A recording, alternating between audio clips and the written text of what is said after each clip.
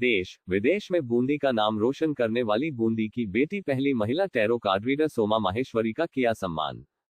ज्योतिष की दुनिया में छिपे सवालों का जवाब देने के लिए मौजूद इन सभी विद्याओं में एक और विद्या है जिसे टैरो कार्ड रीडिंग कहा जाता है। ज्योतिषों की नगरी छोटी काशी बूंदी में सोमा माहेश्वरी पहली महिला टैरो कार्ड रीडर बन गई है। प्रसिद्धि के पायदान पर तरक्की करती सोमा माहेश्वरी अब लाइव सेशन में हिस्सा लेती है, जहां वह निर्धारित समय में जनता की समस्याओं का समाधान करती है। सोमा माहेश्वरी कहती है, ज्ञान की कोई सीमा नहीं है, बस इसको आगे बढ़ाते हुए तरक्की की सीढ़ियों पर चढ़ते जाना है। सोमा माहेश्वरी सिलोर रोड निवासी दुर्गाशंकर सोमानी की पुत्री है। सोमा ने M.Com B.Ed किया हुआ है, लेकिन सोमा की ज्योतिष विज्ञान में रुचि ने उन्हें टैरो कार्ड रीडिंग में पहचान दिलवाई।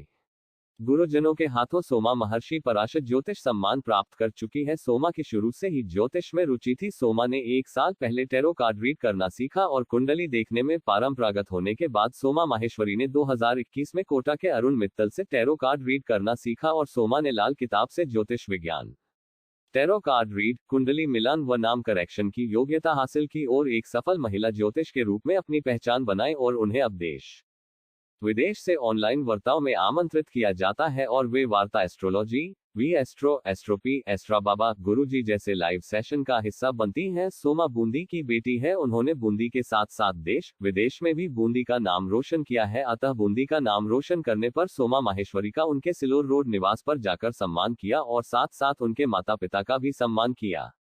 पहले भी अभी एक एप्लीकेशन है जिसपे मेरा नाम आने वाला है, तो इस तरह से इन सारे एप्लीकेशन पे नाम हुआ। यहाँ पे काम करने से कॉन्फिडेंस आया कि नहीं, हाँ अपन ये काम कर सकते हैं। सबसे बड़ी दिक्कत क्या होती है कि महिलाओं को इस क्षेत्र में बहुत कम महत्व दिया जाता है।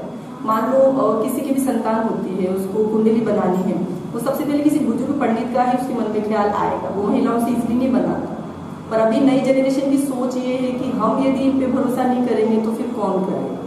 सबसे बड़ी बात ये है। तो किसी ने बनवाई थी कुंडली, उनको बहुत पसंद आई, तो इस तरह से अब धीरे धीरे लोगों का ट्रस्ट बन रहा है, लोग जान रहे हैं, तो काम सही हो रहा है। किस आधार पर आप काम करते हैं? मैं ये लाल किताब के आधार पे ये काम करती हूँ। मुझे पुरानी जो बनी हुई कुंडली होती है वो नहीं चाहिए होती है। ओनली आप अपना डेट ऑफ बर्थ, टाइम और प्लेस, ये तीनों मुझे दीजिए, मैं उसके आधार पर अपने हिसाब से ही कुंडली बनाती हूँ। सामने वाला जो क्वेश्चन पुट अप करता है उसके अकॉर्डिंग उसका मैं आंसर देती हूँ।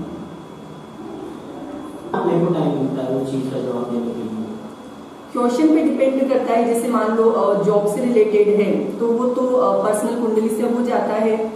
सेकंड मैरिज से तो वो भी हो जाता है। यदि आपको संतान का पूछना है तो उसमें हस्बैंड वाइफ दोनों की कुंडली मुझे चाहिए होती है। अभी कुंडली मिलान का सबसे ज्यादा जो चल रहा है आजकल, जैसे कुंडली मिलान हो जाती है, जैसे मान लो किसी के ऊपर इतना आप लोग सबको पता है कि 36 गुण होते हैं।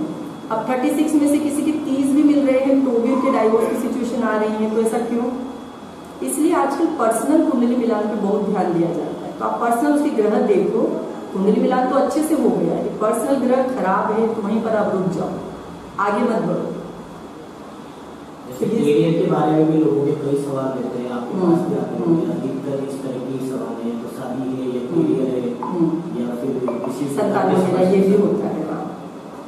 तो लोगों को आप संतुष्ट कर पा रहे हो? हाँ, एक का काम होता है तो फिर वो दूसरे को रिकमेंड करता है कि नहीं, मुझे उनकी बात मेरे सही साबित हुई है, तो फिर वो दूसरे को बताता है। कितना रेशियो लेता है अपना इसको सर्टिफिकेट देना? जैसे अपन किसी को अभी तक तो लगभग में काम तो ऐसे नॉर्मली तो मैं 6 साल से कर रही हूँ, पर बोलते ना हर चीज का समय आता है, तो 2 साल से काफी उन्नति है इस कार्य में। कितना वो परसेंटेज क्या है सटीक बैठने का? सटीक बैठने का मेरे अकॉर्डिंग और मेरे कस्टमर के रिव्यू के अकॉर्डिंग तो हाँ 90% वो तारीफ करते हैं। हाँ।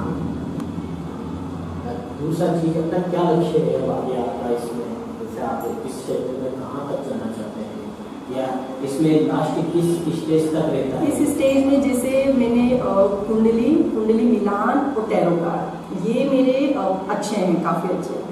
मुझे अब जो वास्तुशास्त्र, इस एस्ट्रोलॉजी जो फील्ड होती है, तो मुझे वास्तुशास्त्र का सीखना है।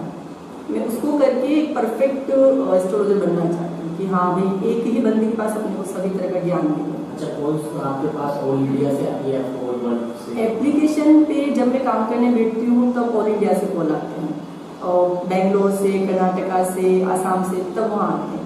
पर जब मैं जैसे मेरा जो ऑफिस है तो उसमें कोटा, बूंदी, जयपुर, पाली, जोधपुर, तो राजस्थान का सर्कल जाता है। ऑफिस की जगह है? ऑफिस मेरा चित्तौड़ है।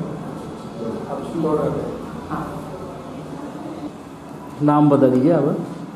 मेरा नाम है सोमा माहेश्वरी। होता है जैसे कोई शनि पॉजिटिव है किसी ग्रह तो ब्लैक यूज करें, और कोई मंगल पॉजिटिव है तो वो रेड यूज करें। तो आप मैं मंगल पॉजिटिव हूँ आपने और पेन भी हो जाता है।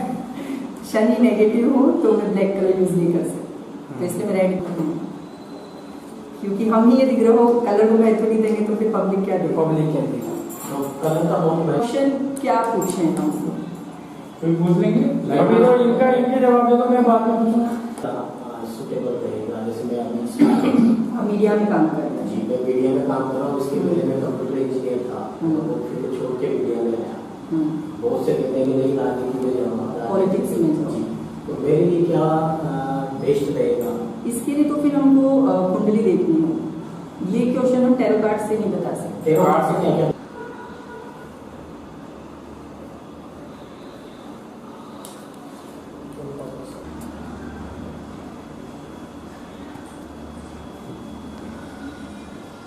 मीडिया में कार्य क्षेत्र आपका ठीक ठाक ही चलने साथ घात करेगा। यदि किसी से बहसबाजी होती दिखे तो आप वहां से शांत हो जाइए और वहां से आप चले जाइए। और मीडिया में आपका ज्यादा नहीं है स्कोप, आगे चल के आप इसको चेंज करें।